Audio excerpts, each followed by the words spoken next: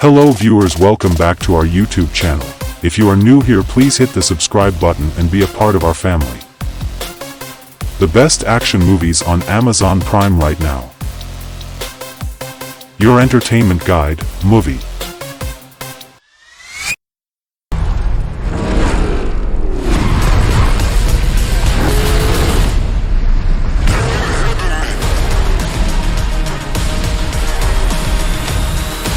After 9 movies, there's an aura of invincibility around Dominic Toretto, Vin Diesel. Even in Fast X, Dom survives things that no ordinary human could withstand, and his cars continue to defy the laws of physics and reason. So the only thing that can bring Dom down is a villain who is even more over the top than he is. Aquaman star Jason Momoa fills that void in Fast X as Dante Reyes, the previously unrevealed son of one of Dom's late enemies. Dante likens himself to the devil, and he lives up to that by stealing the private army of Cypher, Charlize Theron, and then targeting Dom's wife, Letty, Michelle Rodriguez, their son, Brian Marcos, Leo Abello Perry, and the entire Fast Saga family. And unlike previous villains in the franchise, Dante doesn't seem to make many missteps. Tiny Tez? No, we never agreed on that. That was awesome! You like surprises? I adore them. Will be consumed. Maybe there's another way.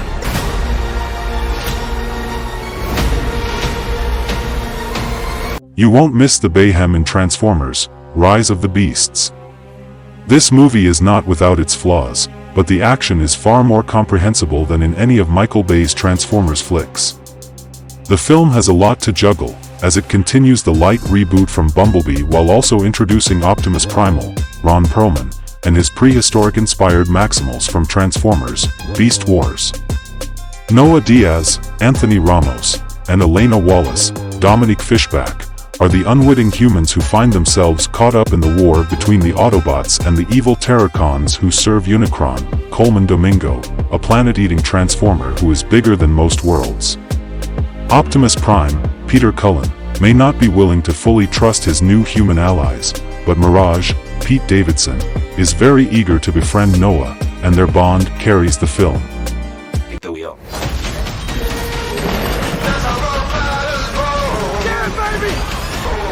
You've never faced anything like this.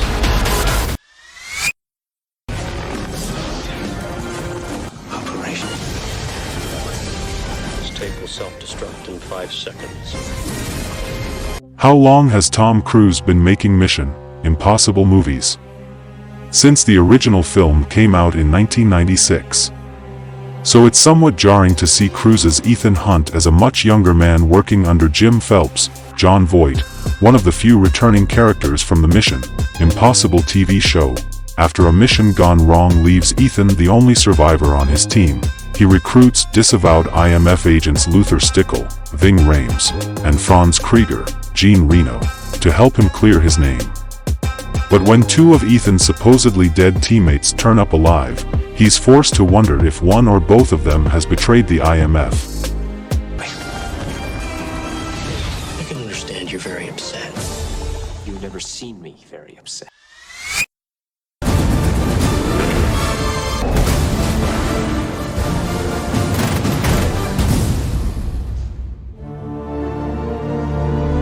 Daniel Craig's time as James Bond comes to an end in No Time to Die, and it's the rare 007 film that provides closure for the character.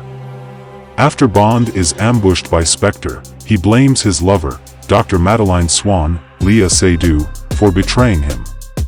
Years later, Bond is pulled out of retirement by his CIA pal, Felix Leiter, Jeffrey Wright, for a simple mission with high stakes. But nothing is ever simple with Bond. His nemesis, Ernst Stavro Blofeld, Christoph Waltz, is still trying to kill him from behind bars. And a new enemy, Liat Cypher Safin, Rami Malek, may prove to be more than either Bond or Blofeld can handle.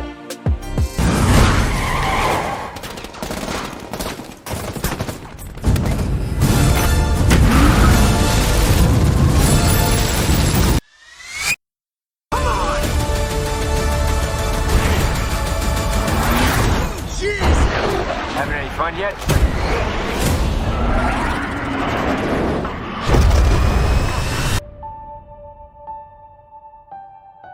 No less than Steven Spielberg has claimed that Top Gun: Maverick saved Hollywood by pulling in blockbuster numbers that rival the pre-pandemic box office. Spielberg may be exaggerating a bit, but this is by far the biggest hit of Tom Cruise's career and a sequel to one of his most iconic films. 30 years after Top Gun, Pete Maverick Mitchell, Cruise, is still just a captain and a flight instructor, and he wouldn't have it any other way. Yet even Maverick may have lost a step as he tries to train a new generation of Top Gun pilots. One pilot in particular, Lieutenant Bradley Rooster Bradshaw, Miles Teller, proves to be particularly difficult for Maverick to deal with because he blames Pete for the death of his father, Nick Goose Bradshaw, Anthony Edwards, in the previous film. Here we go. In 3, 2, 1.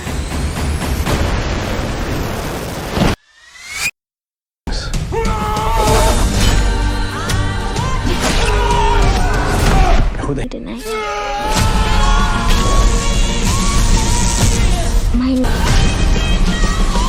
Nearly 4 decades ago, Die Hard reinvented what a Christmas film could be. In Violent Night, Christmas goes full Die Hard with Santa Claus, David Harbour, himself stepping into the John McClane role. This version of Santa was once a Viking warrior, and he's lost faith in both humanity and Christmas. But when a dangerous thief calling himself Scrooge, John Leguizamo, robs a wealthy family led by their ruthless matriarch, Gertrude, Beverly D'Angelo, Santa stumbles upon Scrooge's plan and hears the pleas of Gertrude's granddaughter, Trudy, Leah Brady. Trudy is a true believer in both Santa and Christmas and the only one in her family who has a place on Santa's nice list. Now, Scrooge and his minions are about to find out why they should have stayed on Santa's good side. How are you? Boss, what if he really is the real? There's no such thing as Santa.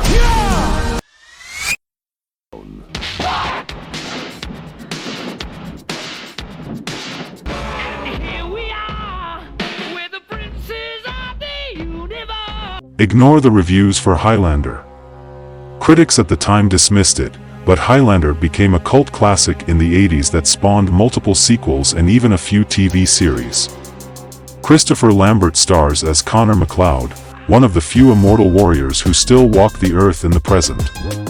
Through flashbacks, Connor's rivalry with his eternal nemesis, the Kurgan, Clancy Brown, plays out over the centuries before they face each other again for the ultimate prize. Connor's friend and mentor, Juan Sanchez Villalobos Ramirez, Sean Connery, taught him everything that he knows, including his most important lesson about the War of the Immortals. In the end, there can be only one.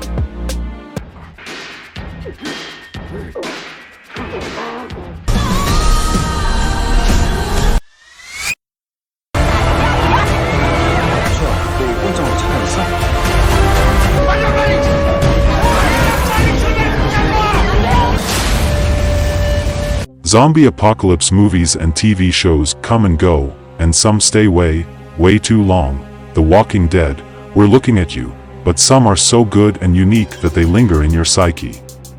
South Korea's Train to Busan is one such memorable film.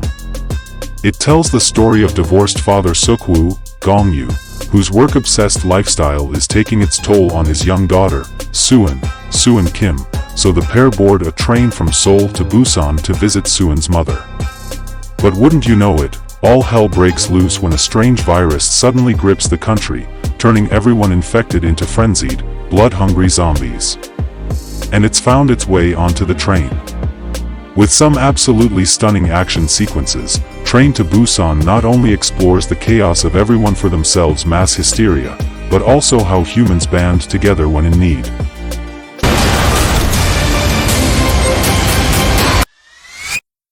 If the existing plan fails, I make a new plan. So you make plans that fail? No. He also plays the lute. Not relevant.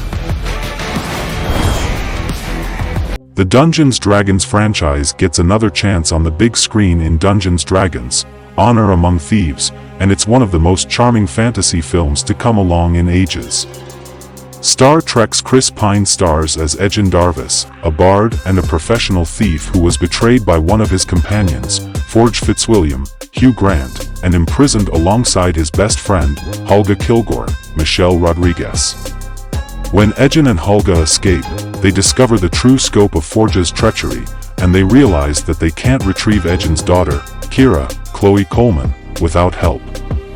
That's why they recruit their former partner, Simon Almer, Justice Smith, and a shape-shifting tiefling druid, Doric, Sophia Lillis, for an audacious scheme to rob Forge and bring down his evil allies, the Red Wizards.